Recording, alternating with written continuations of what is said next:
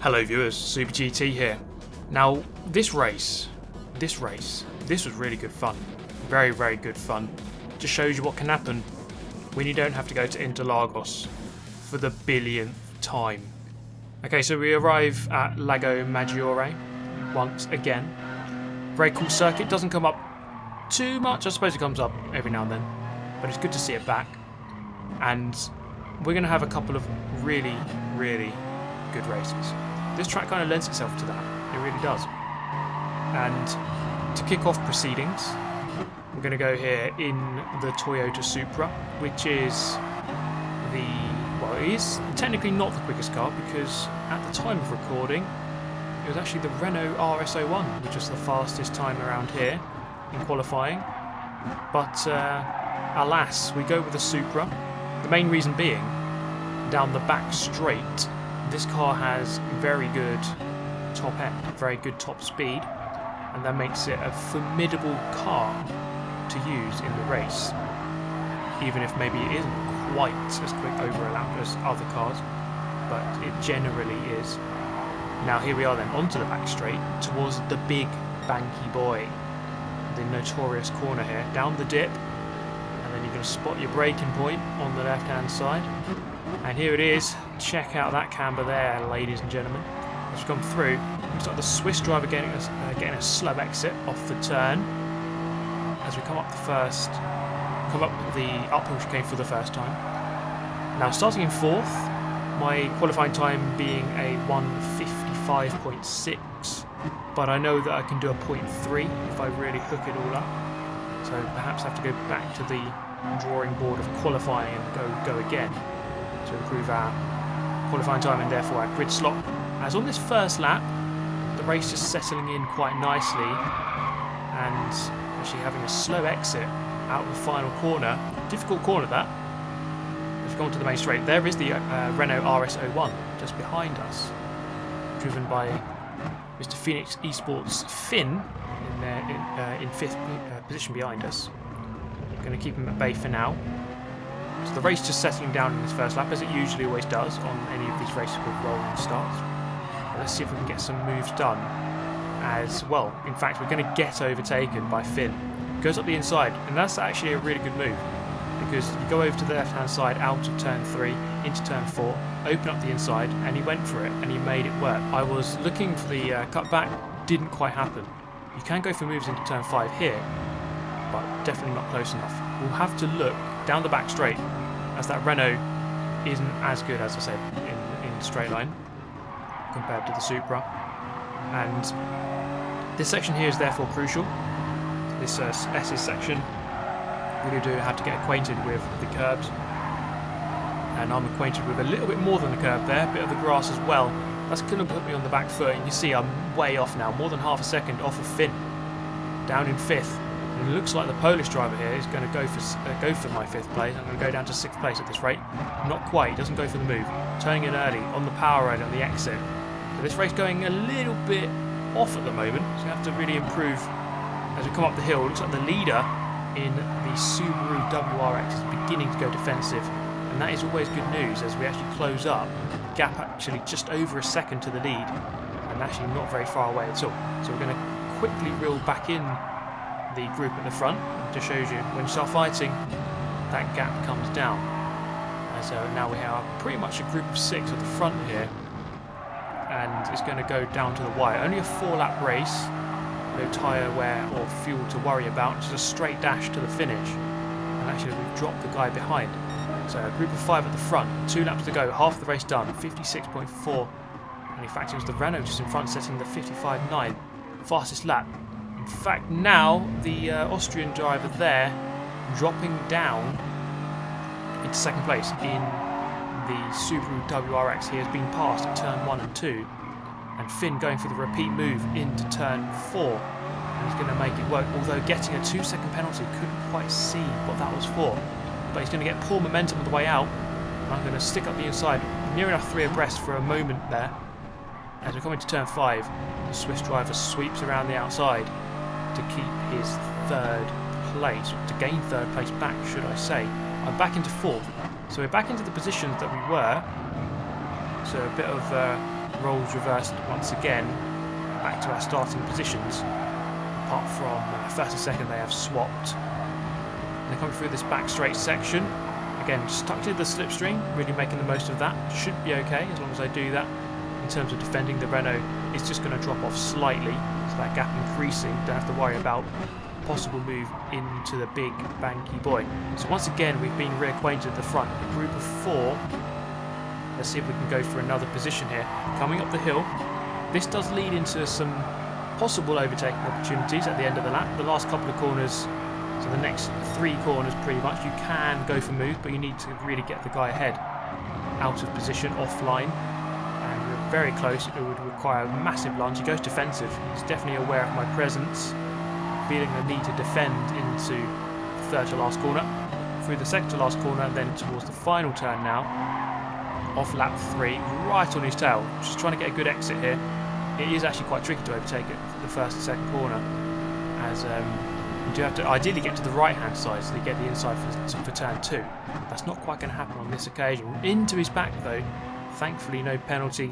Thankfully doesn't have a knock-on effect with the guys ahead. I'm going to nip up the inside. Is this going to be on here? We're very, very close here for third place. Look at that, 2 guys behind with penalties. And somehow it all settles into position as we were, with now Finn on my left hand side. He's got a 2-second penalty to serve though, and that is going to be served just down here as we are approaching the penalty zone. There he is. In fact, the 2 behind now creating a gap. Now coming down into turn 5, is there an available move? Not quite. The Subaru and the Supra for the lead, fighting side by side, coming up into the S is not the best place to go 2 abreast, and it's going to be the Supra who wins out on this occasion. And we have a Lamborghini driver in 5th place now who's going to be trying to get onto our tails, as we have a group of 4 here coming down towards the big banky boy for the 4th and final time. Onto the straight then, in the slipstream. Is that WRX going to be a sitting duck? He does have the toe of the leader, which is going to be his saving grace perhaps. Onto the brakes then. And it looks like he's gone up the inside. Is that going to be contact? Not quite. He's sliding through the corner. We can call him the DK now. As we come up the hill, 2 abreast, Subaru and the Supra. I'm going to try to get alongside one of them. This is always a good opportunity to get a pass done. The gap is opened, and I'm going to go exactly through it and up into 3rd place with 3 corners or 4 corners left to go. As we come through, is there going to be a possibility of 2nd place? 1st place is out of the window now, out of the picture.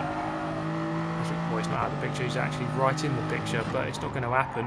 As we come into the final turn, we're looking for a mistake now from 2nd, and that isn't going to happen either. It's going to be a 3rd, and at one point I was looking like I was going to go down into 6th. So that's not too bad of a recovery to get back onto the podium, and I will quite happily take that. That was a really good race, really enjoyed that, and good fighting between us as we finish eventually in 3rd, getting the clean race accolade, so good stuff. Now I went again as we start on pole position. This was the next day in fact. Now this is my fastest lap. I want to go through this. And this is way quicker than my qualifying lap. Looking for the 100 board there, just braking just after it. Braking as you're turning into the corner, hitting the apex. They're down to 1st gear, getting your right hand wheels on the yellow. Power out, short shift into 2nd to minimise your wheel spin. Back over to the right hand side, dip 2 wheels beyond the line. Then a little bit of a lift to keep yourself over to the left. Brake quite early for this, and you want to take quite a lot of the curb as we come and exit turn number 4. There we go, on the power nice and early.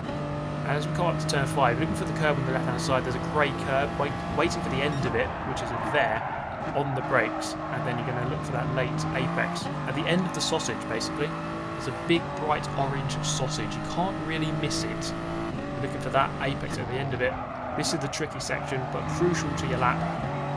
To the left, through the right, plenty of curb. In fact, maybe a little bit more than just the curb. Plenty of apexing there. On the power nice and early, crucial as you get lots of speed onto this straight. Probably the best overtaking opportunity on the lap, especially if the car ahead doesn't have slipstream. And we are nearly 3/10 ahead of a 55.7. Look for that black box on the left, turning in, crossing. You want your right hand wheels at least on the grey stuff, on the apex, on the curb, up the hill on the power early. Now you should be able to take this left-right sequence flat out if you get the line dead right. To just using a hint of grass to help you through at the top of the hill, looking for the 50 board, braking just before it, trail braking in, hitting that curve, powering out to the outside, and then lifting the power to meet the apex, and then powering back out towards the exit. One corner remaining, and it's a difficult one. Over to the right hand side, braking just and turning just before the end of that curve on the right. Perhaps could have turned a tiny bit earlier. But that's not too bad. Power out to the outside, use the curb, use the available tarmac. Coming up to the line. It's going to be a 55.3, and that is kind of more representative of what I can do in that car. Perhaps I just need to go back and do it in qualifying. We win the race. But how can we sort of up the ante here? Can we make this a little bit more difficult? Yes, we can. We can go for the ultimate meme wagon, the Peugeot, and just check out that livery. Strewn with penalties and slow down warnings. Hopefully that doesn't happen in the race. But just look out for this beauty. It really must be worth, well, most liveries, let's say the Taylor Swift livery, is worth about half a tenth, or no, half a second a lap. This one's worth half a second, but makes you slower, probably, and it gives you half a second penalty every lap. Let's hope that doesn't happen. We've got a nice slowdown on our wing, and let's hope that's the only place that the slowdown warning does appear. We don't want to actually get a real one. So we've upped it here. We've upped the ante. Made it a little bit more difficult as we go for the Peugeot up against a Russian here in the Supra, who had a very similar qualifying time, and that's always a rough gauge of how good they're going to be or how fast they're going to be. They are in the Supra though, the quickest car for this race that most people are using. I'm going to have to try to hold them off for 4 laps. Okay, so a good first sector. This car actually is not too bad on the twisty, low-speed stuff. It's actually really alright. It's really not too bad. The place I'm going to struggle, we mentioned this before, is the top speed. And this section here, annoyingly, because it's just before the top speed section, this is probably my worst section of the circuit. I could never get it quite right. This left hand here is difficult. You have to be very committed on the throttle, use all of the track width. I actually get that not too bad. Well, the guy behind is only 3/10 behind. I'm going to go to the right hand side and just defend nice and early. And he's going to catch up. Just look at this. Look how quick that Supra is in the toe. I do not have toe, and he has mine. I'm going to defend into the banky boy. We're going to keep the lead, but this is going to be a sign of things to come, because if he's going to be within a few tenths coming onto that straight, it's going to be difficult to keep him behind. So I have to make sure that we manage that gap correctly. Coming to this uphill chicane towards the final couple of corners, the final sector of the lap. Don't need to worry about him here. He's not close enough to go for that move. He is poking his nose into the radar, but that is not close enough to go for a move, so you don't really have to think about that too much. Don't get put off too much by his presence. You have to focus on the right line when there's no chance of a move, but then obviously you have to adapt when there is a chance that he can go past you. You have to think about it. At the moment there is no chance, so we're going to stay on the normal racing line. Crossing the line with just over 2 minutes done, and we have 3 laps to go to try to hold this guy at bay through turn 2. Nice line through there, and the gap did tend to go up here through this first sequence. For the first sector of the lap, the gap was going up, but then it was sort of in the middle of the lap where it began to reel me back in, as that is more the sort of the straight line speed section. So the gap almost creeping above 0.8 per second, but let's see as we come down into turn 5. Very difficult corner, a little bit wide there, not too comfortable on the brakes in this car, but the brakes are actually not too bad. I just wasn't quite good into that turn. It's quite a difficult corner as you're turning whilst braking in. Now coming through this section, the gap down to 0.6 now, so he's gained 0.2 on me already through that last couple of corners. Good exit through here, powering out nice and early. So the gap now 0.6 as we exit onto the main straight, or the main straight of the race. It's not the main actual straight, but I consider it to be the main straight of the race. It's the very important one, as it's the longest one with the biggest opportunity for overtaking at the end of it. Okay, so he gained a good 0.3 or so on the straight that time. That's kind of the limit. That's how much they're going to gain. You know, so if they're 0.3 behind going onto it, it's going to be neck and neck by the end of the straight. So just making sure we can keep that gap just above what we need to. Now coming into the radar here, he's actually getting very close, and that kind of put me off. I didn't expect him to be that close. He caught up really quickly coming up that hill. The benefit of the slipstream, and the speed of the Supra. And he actually caught me out a little bit, and I went a little bit wide. Thankfully not enough that he could make the most of it, go into the lead. So he's still in the lead for now, still in first place with 2 laps to go. I was worried that is going to be a penalty. Thankfully, again, the slowdown warning only on the wing. I'm going to defend, go to the left-hand side, he's going to go to the right. Quite a brave decision this, as he's going to have the inside for turn 2, not quite. I'm going to brake late and cover it off. Just hook up the apex here, make sure he doesn't pass me. A tiny bit of contact, I'm just trying to get the car rotated nice and slowly on the apex of the corner, and we can pull away slightly. Once again, the gap coming up through this first sector, 6/10 now, as we come through turn 4 onto this medium length straight here. Half a second the gap. Coming down to turn 5, again, not close enough. This is a good overtaking opportunity, this corner here, but you really need to sort of have an overlap already when you're going on the brakes, and no way does he have that there. Okay, so now up into the S's, my worst sequence on the entire lap. Come through here, you have to kind of have a good delicate balance between using the tarmac, the curb and the grass, in fact, as you come through there. And then onto the back straight. Okay, worryingly he's 3/10 behind. This is going to be quite close as we come onto this straight for the 3rd time. Again, moving fully to the right hand side. I'm committed to defending. He moves to the left, I move to the left, coming down towards the corner, quite late on the brakes. I've got the inside line, I'm going to get it done. To be fair, this car is pretty good on the stoppers as we get the job done. Side by side through here, this is going to be tricky. You can look on the radar here, we are next to each other. As we come through, I'm going to give him space on the right, and he just backs out at that last moment. So very, very close indeed. In fact, I thought he was going to have that. And I think I just gave him exactly the right amount of space. So enough to drive into, but not enough to really keep his momentum up. So he kind of had to back out of the throttle, and he did. Still in the lead, 1 lap to go. This is getting increasingly more difficult as we go into this race. Can the mean Peugeot wagon deliver a victory for the Peugeot boys back at base as we cross the line, setting 57.0? A little bit off the pace, more than a second off the pace, but it just shows you what happens when you start fighting. You lose time. But of course, that's all I need to do, just need to keep the position. It doesn't really matter about the time anymore. It's all about finishing in first place. Through turn 3, clipping that apex nicely into turn 4. Again, all over that curve, beautiful stuff. Using plenty of the exit tarmac. As we come down to turn 5, look at that, good first sector. There's no pressure now. Well, there's not as much pressure, there is still pressure. I need to get this right. I'm a little bit late apex there. We get on the power nice and early, and then we power away. Okay, so the gap just under half a second. He's still quite close, and I'm not good for this section. This could be quite bad for me. I really do need to nail this on this occasion, otherwise he's going to get past. We get through there. Okay, what is the gap? Let's have a look. He's had a poor exit. It's going up. The gap's going up. In fact, it's coming back down now. I'm going to go over to the right hand side. Try to break that toe as much as possible. Gone purple there, 2/10 quicker than my 56.7. Down towards the corner again, not close enough. You see how much he gains though. He really does gain quite a lot, especially at the end of the straight, as that toe really begins to kick in. Okay, so he's running out of opportunities to get this move done. And we come up the hill for the final time. There's only a couple of corners left. He's in that radar. I can see him coming. I'm not going to risk it. I'm going to defend. And I'm going to keep it really narrow here because there's a potential cutback opportunity. And then into the 3rd to last corner. There's a tiny bit of contact there as we come into the into the entry of that turn.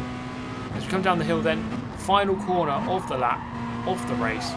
We're going to come through, not bottle it, and we're going to win it. What a race. Get in there, Lewis. The boys fantastic back at the Peugeot base. Mates. Really proud of you. Now that is a major for watching, and I'll see you next time. Do happen. Subscribe for more.